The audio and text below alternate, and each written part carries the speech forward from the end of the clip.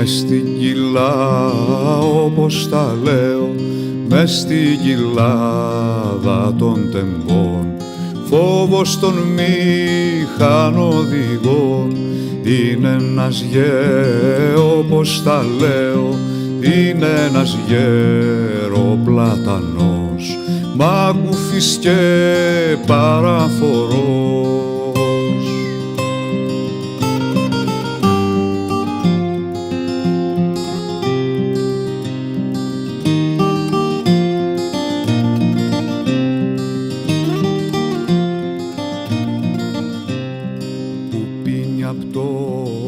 Όπως τα λέω, που πίνει απ' το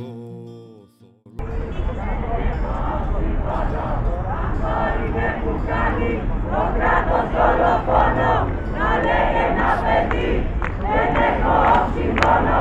Αυτό είναι που κάνει το κράτος δολοφόνο, να λέει ένα παιδί, δεν έχω οξυγόνο.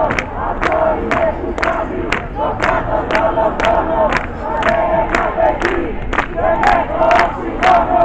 Αυτό είναι που κάνει. Παρούσα.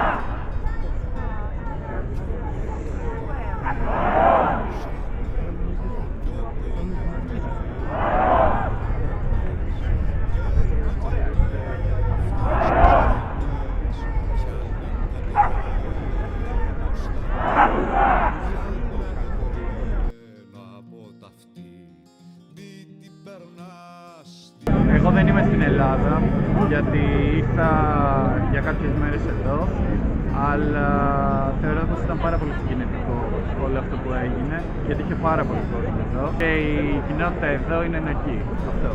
Και όλοι ήταν νέοι, που είναι εξίσου σημαντικό σε όλο αυτό, γιατί θεωρώ πως είναι πολύ ιστορικές μέρες. Μόνο μέσα από τέτοιες δράσεις θεωρώ πως κάπως κάτι μπορεί να αλλάξει. Πως ήταν όπως τα λέω, πως ήταν άνθρωπος παλιά κι είχε παιδιά στη ξενιτιά.